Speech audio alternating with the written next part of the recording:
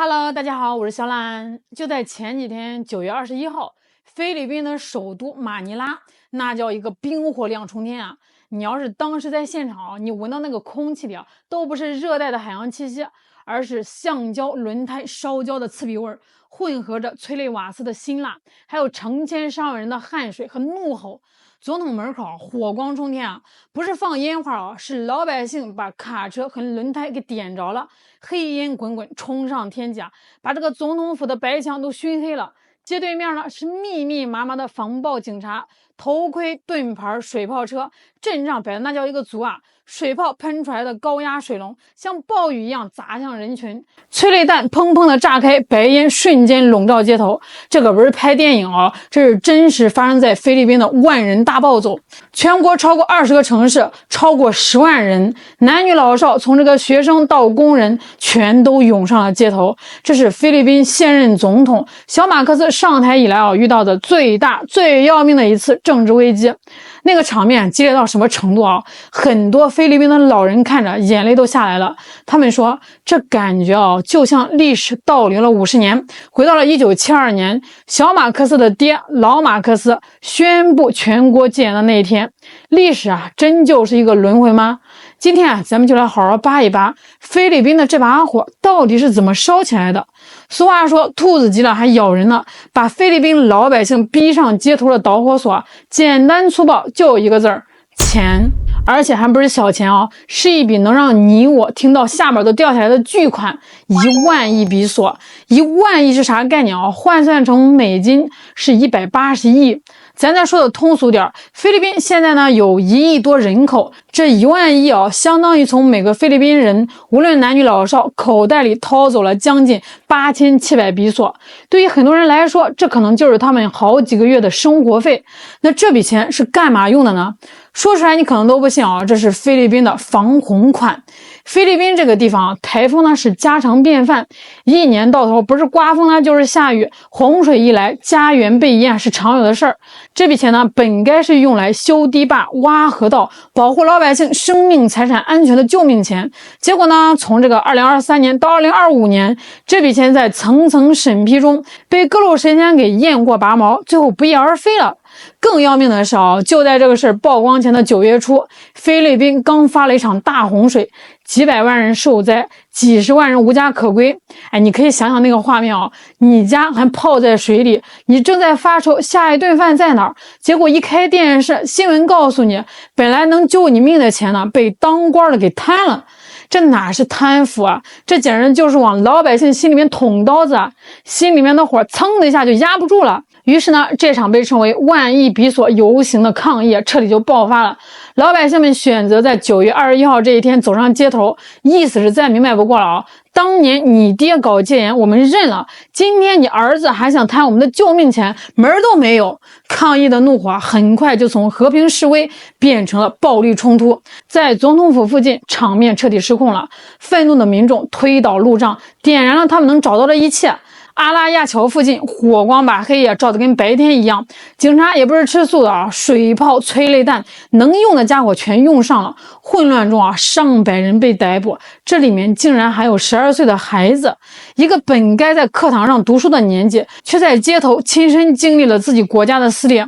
然而呢，就在民众和警察在街头用血和汗上演全武行的时候，最应该站出来说句话安抚人心的那个人，菲律宾的总统小马克思先生，他不见了。你没听错他失踪了。全世界的媒体都在问马克思总统在哪儿，他还在总统府吗？没人知道一个国家的最高领导人在国家最需要他的时候玩起了躲猫猫，这一下这个局势就变得更荒诞了。老百姓本来就一肚子火现在一看，好家伙，你连面都不敢露，是心虚了还是害怕了呀？有人就在这个社交媒体上讽刺说，这剧情我熟当年他爹老马克思最后不就是坐着直升机仓皇跑路的吗？这算是提前演练。一个失踪的总统比一个出来强硬表态的总统更让人民感到绝望啊！因为他传递了一个信号，这个国家的掌舵人已经放弃了他的船。1万亿的腐败案是点燃火药桶的火星，但是火药桶里面装的可不仅仅是这一件事啊！菲律宾老百姓心里啊，早就压着3座大山了。这第一座大山，穷，日子过不下去了呀！对很多菲律宾普通人来说啊，政府腐败不是一个抽象的数字，而是每天真真切切的痛苦。物价飞涨，今天的大米比昨天贵，明天的汽油可能又涨价了，生活成本越来越高了，工资呢却是原地踏步。腐败对于他们来说，就是餐桌上越来越少的菜，是孩子交不起的学费，是洪水来了连个安全的避难所都找不到的悲惨现实。第二座大山，恨。政治被少数人玩弄，菲律宾的政治一直有个外号叫家族政治，总统、议员、省长来来回回都是他们家亲戚。小马克思自己就是政治世袭的典型代表，靠着他爹的名声和家族的势力上的台。这次贪腐案爆出来，大家一看名单，嘿，里面不光有他的亲信还有他的亲表弟，众议院议长罗姆亚尔德斯。事发后这位表弟辞职了事，屁事儿没有。老百姓一看就明白了，合着你们当官的都是穿一条裤子的，出事了你们自己人互相包庇，倒霉的永远是我们老百姓。这种失落和怨恨比贫穷更伤人啊！第3座大山，怒。政府的无能最让老百姓愤怒的是什么？是一种鲜明的对比。你看这个抗议一爆发，政府立马就调动5万名警察，装备精良，迅速出动，把老百姓打得头破血流，这效率多高啊！可是洪水来的时候呢，需要救援的时候呢，需要干净的避难所和食物的时候呢，政府的效率去哪儿了？警察去哪儿了？这种对内重拳出击，对民生无能为力的鲜明对比彻底点燃了民众的怒火大家觉得这个政府已经不是在为人民服务了，而在看管和压榨人民。要理解菲律宾今天的困局咱们必须得聊聊小马克思的爹费迪南德·马克思，那个统治菲律宾长达21年的政治强人。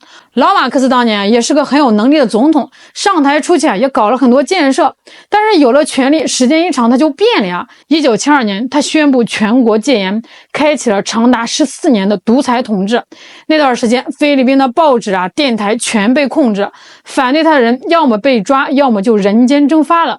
而他和他的夫人伊梅尔达更是以贪腐闻名于世，贪到了什么程度据说他们家族敛财超过100亿美元。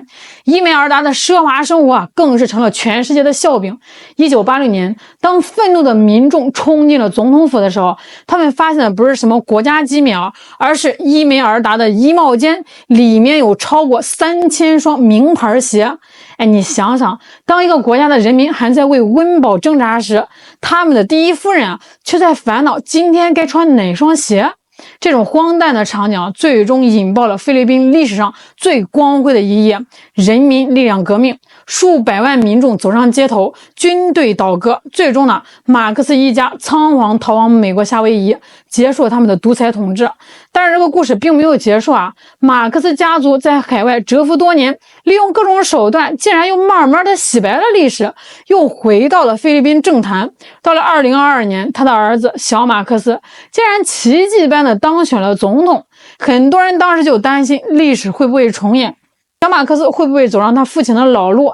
现在看来这个担忧正在一步步变成现实。按理说，小马克思上台家里已经是一堆烂摊子了，他应该集中精力搞经济、反腐败才对。但是他偏不他选择了一条看起来更聪明的路，转移矛盾。怎么转移呢？挑衅邻国。近年来马克思政府在南海问题上那是上蹿下跳，表现得异常强硬。从仁爱礁到黄岩岛，不断的在中国家门口搞小动作，制造摩擦。他这么做背后当然是有大哥在撑腰。美国乐于看到菲律宾当这个出头鸟，在前面冲锋陷阵，好给中国添堵。小马克思也觉得我抱紧美国的大腿，对内呢可以塑造一个对抗强敌、维护主权的硬汉形象，转移民众对国内经济腐败问题的不满。那这个算法呢，打的是噼里啪啦响。但是问题是，棋子终归是棋子，美国只会利用菲律宾，但绝不会真心为菲律宾的利益买单。一旦菲律宾国内真的乱到不可收拾，你信不信美国会是第一个抽身而退的，留下一个烂摊子让菲律宾自己收拾。